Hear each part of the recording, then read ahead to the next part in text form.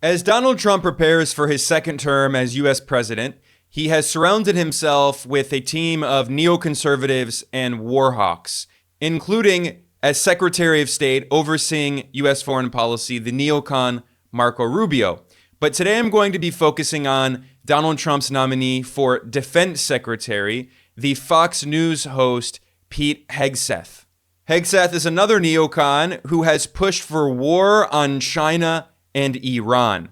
And he proudly refers to himself as a crusader. In fact, he wrote a book titled American Crusade, Our Fight to Stay Free. Hegseth even has crusader tattoos. On his chest, he has the Jerusalem cross, which was a symbol used by the Crusaders. Hegseth has also posted photos of himself on Instagram with this crusader symbol, and he took a photo of this in Israel. Of course, he's extremely pro-Israel and extremely anti-Palestinian and anti-Muslim and anti-Iran. So Hegseth is not just a neocon. I mean, he is a neocon, but it's more than that. He's a religious extremist, a fundamentalist, who sees himself as a crusader leading a civilizational war against communism and Islam, against China and Iran, which are for him the big boogeyman. And of course, he's surrounded by people in the Trump administration who share the same hawkish neoconservative worldview. They truly think that the U.S. empire is the leader of the so-called Judeo-Christian West, and they see themselves as in a civilizational war. And if you listen to some of Hegseth's statements on Fox News, he makes that very clear. I mean, he's not in any way anti-war. He's extremely pro-war. He called on Trump during his first administration to bomb Iran. And he said that the U.S. should not only bomb military targets, he said that Trump should bomb Iranian cultural sites. And he said at the same time, so he's calling for Trump to target Iranian civilian areas. And then he also said that the U.S. should rewrite international law, rewrite the rules of war in order to be advantageous to us. None of this, though, changes the calculation of this regime, which is an evil regime. So when I hear talk about, well, now it's time to get back to the table and talk, I say they need to come back to the table for talks on their nuclear capabilities. They need to come back limping and begging, not seething. I happen to believe that we can't kick the can down the road any longer in trying to prevent Iran from getting a nuclear bomb. So what better time than now to say, we're starting the clock. You've got a week. You've got X amount of time before we start taking out your energy production facilities. We take out key infrastructure. We take out your missile sites. We take out nuclear developments. That is we not take a out port popular idea. Capabilities. Or, you know what, take out a Quds headquarters while you're at it if you want. I understand that's not a popular idea. I don't want boots on the ground. I don't want occupation. I don't want endless war. But Iran has been in an endless war with us for 40 years. Either we put up and shut up now and stop it, or we kind of wait, go back to the table and let them dither while they attempt to continue to develop the capabilities to do precisely what they've said they want to do. So either we're honest about the nature of this regime, or I think we miss a moment. But what do you know about these cultural sites? Because we're not supposed to be hitting cultural sites, but I understand, I've been hearing that we believe that the Iranians are hiding missiles and weapons in some of these cultural sites, churches, of course they do. Mosques. This is what Islamists do. Is what they've done on the battlefield against folks like me and my entire generation. Human shields, using mosques, using hospitals, schools. This is what our enemies do. If we're going to fight to prevent Iran from getting a nuclear bomb, this regime, then we need to rewrite the rules that are advantageous to us. I don't want to hit cultural sites on purpose, but if you're using one to harbor your most dangerous weapons, then that should be on the target list. This is the definition of neoconservatism. It's ignoring international law, waging wars around the world, trying to rewrite the rules of the game in order to benefit the U.S. empire in the name of spreading so-called freedom and democracy, overthrowing foreign governments, including overthrowing elected governments abroad. This is the same neoconservative status quo that Donald Trump has once again continued. Here is a clip of the future defense secretary on Fox News arguing that the U.S. has to break the partnership between China and Russia. And this is really going to be one of the main points of the Trump administration's foreign policy, is to try to woo Russia and put a wedge between Beijing and Moscow so the US can try to isolate China to wage war on China. Here he is on Fox News hinting at that.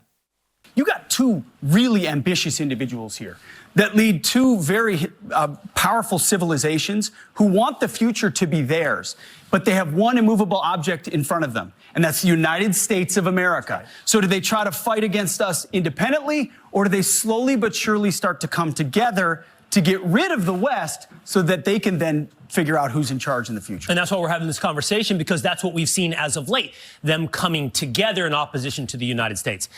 Here's another clip of neocon Pete Hegseth, who will be Trump's defense secretary, on Fox News, fearmongering about BRICS. And he complains that China and Russia are undermining America's global dominance, and in particular, the dictatorship of the US dollar. And he attacks BRICS. He says this is something bad. He's obviously not praising this. He says that we need to prevent BRICS from expanding and growing in influence, and prevent China and Russia from creating alternatives to the US-dominated global financial system, and to prevent other countries from freeing themselves from Washington's global dictatorship. And he says that the US should try to undermine BRICS, and in order to do so, again, divide China and Russia, all to try to save the dominance of the US empire and the US dollar. The role Egypt plays in the Middle East, Indonesia, a massive country, Nigeria, Senegal, Thailand, not insignificant. Now, these are countries that have applied to join BRICS, some the same, Saudi Arabia, both. But a country like Iran, who's increasingly working with China and Russia, it's a new axis of evil against the United States of America. Could BRICS be effectively the finance hub for that? They're transacting in some ways in the yuan to compete against the dollar. You also get past sanctions. So why is BRICS significant? Think about the war in Ukraine. Neither India, Brazil, South Africa, or China have taken part in any way on sanctions against Russia. So if you want sanctions to be effective, they have to be as comprehensive as possible. If BRICS creates an alternate system where you can always circumvent sanctions, you've lost a massive tool. And that's exactly what China and Russia want against the United States. They've got a bank designed to help out countries when they are in trouble.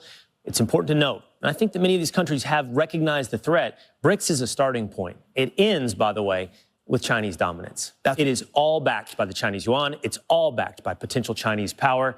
They are the weight in that room. History is not over, and they want to replace the United States and believe they can, especially if we're on our heels. That is the neocon whom Trump has picked to be his defense secretary, saying that Iran, Russia, and China are the new axis of evil. That is the same discourse of neoconservative former President George Bush. Now he's the guy that Trump chose to oversee the Pentagon, oversee the US military. He complains that China and Russia are going around US sanctions. He complains that they're providing a financial lifeline for countries so the US can no longer suffocate them economically. Once again, there is going to be no difference between Donald Trump's foreign policy and the neocons who came before him. And another part of this neoconservative foreign policy that we're going to see under Trump is targeting Latin America, trying to reassert colonial control over Latin America in the name of countering China. And Trump's defense secretary nominee, Pete Hegseth, complained that, quote, China is now cozying up to Latin America, end quote. So the Trump administration is going to try to find ways to destabilize independent governments in Latin America that have close relations to China through organizing coup attempts. We saw this, for instance, under Trump. He backed a very violent coup attempt against Nicaragua's leftist government in 2018. And then in 2019, the Trump administration backed a very violent coup attempt in Venezuela. There was a failed invasion of Venezuela, trying to overthrow Venezuela's independent leftist anti-imperialist government. And then also in 2019, the Trump administration backed a successful coup against Bolivia's democratically elected left-wing government. And they're going to continue doing the same. And just like in his first term, when Trump voluntarily surrounded himself with neocons, in his second term, once again, Trump has surrounded himself with a who's who of neoconservatives, of warmongers, who are pushing for war on China. All right, joining us now, Fox and Friends Weekend co-host Pete Hegseth. We talk about China's economic might all the time on this show. They're building economic might to fund military might. and they've got us in mind. What are they doing? Well, their strategy is called unrestricted warfare. Warfare on all fronts to advance Chinese interests. So yes, they're building a military for hard power, but they would prefer to win every strategic advantage they need without having to fire a single shot. And so it's debt. It's economic pressure, it's cultural pressure, it's elite capture, it's technologies that we're dependent upon, it's pharmaceuticals that we're dependent upon, so that if we tried to take a move that they don't like militarily, they pull a different lever. Then you get to military capabilities. In researching the book and everything, one of the scary parts is our Pentagon has a perfect record in the last 10 to 15 years in war games against China. They do these sophisticated war games. We lose every time. We lose every time because China's building a military built to defeat the United States. The United States right now has a military mostly focused on fighting the last war. Right. And our procurement system is antiquated, so we get weapon systems years after they've already been surpassed by the next generation of technology. We're on our heels. No, we have what China doesn't, which is robust capital markets, capitalism, freedom, things that are, you need in order to grow. And you guys know that a lot more than I. We have inherent advantages, but man, they're nipping at our heels. Right. We're going to need those ordinary young men again someday to do extraordinary things. And the question is, will we have a country where we're teaching our young people that it's worth fighting for? And then will we have a military befitting their service and sacrifice? Because a lot of vets right now are asking that question. We should only be focused on readiness and meritocracy and lethality. Now, on that note, I'm going to conclude. I just wanted to do a very brief overview of Donald Trump's Defense Secretary Pete Hegseth, yet another neocon, yet another war hawk that Donald Trump has selected for his cabinet to oversee U.S. government policy. I want to thank everyone for joining me. Please like and subscribe. Please share this. I will see you all next time.